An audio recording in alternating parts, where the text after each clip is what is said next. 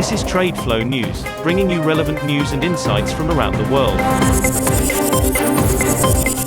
TradeFlow News, enabling trade for SMEs and economies worldwide.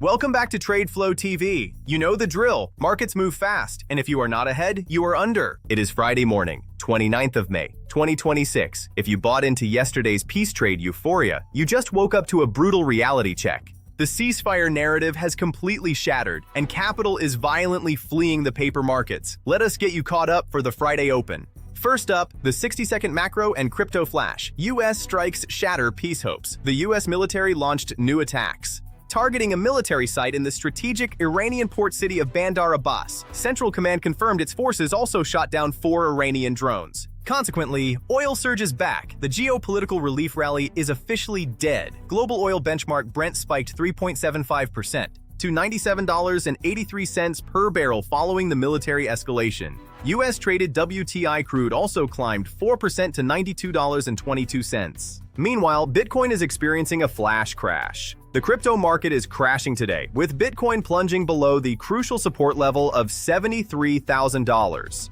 The driver is a massive institutional exodus, as spot Bitcoin ETFs suffered a staggering $733 million in single-day outflows, the biggest dump in months. Ethereum also took a heavy hit, plunging below the $2,000 mark. Diplomatic tensions are widening, putting Oman in the crosshairs. President Trump confirmed no sanctions relief is on the table, and threatened consequences for Oman if it complies with a proposed joint shipping oversight mechanism with Iran. Finally, we are seeing an agri-market whipsaw. Chicago wheat futures fell over 2% as funds liquidated long positions, even as the EU Commission trimmed its 2026 to 2027 soft wheat forecast amid a heatwave baking Western Europe. Meanwhile, China issued urea export quotas, a move expected to help ease global fertilizer prices that had spiked due to the Middle East disruptions. Let us take a deep dive into the total failure of the Middle East ceasefire narrative and the subsequent flight of institutional capital.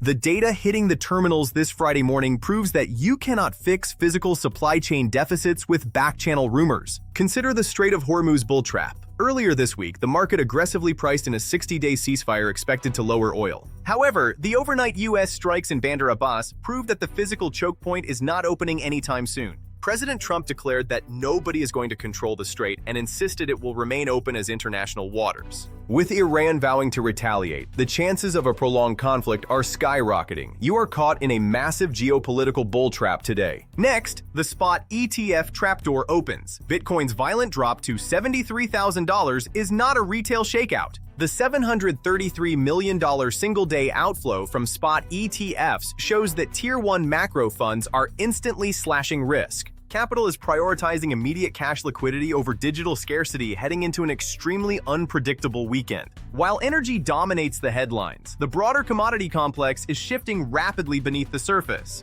China's decision to release urea export quotas is a critical lifeline to ease fertilizer prices, which had peaked during the conflict. Yet, with maritime insurance in the Middle East practically non-existent, moving those agricultural inputs remains incredibly volatile. Here is the TradeFlow take. Fridays in a live-fire conflict zone are notoriously dangerous because no portfolio manager wants unhedged risk. The diplomatic mirage is over. Expect massive defensive rotations today. Ensure your foreign exchange exposures are heavily hedged. Do not try to catch the falling knife in crypto until the ETF outflows stabilize. Stay liquid, stay sharp. See you on the next one. That is all for today's news on commodity markets. Stay tuned to TradeFlow News as we continue to provide you with more updates. We also invite you to follow us on Twitter at TradeFlow News, which allows you to watch our program on your mobile device or desktop to receive information from there.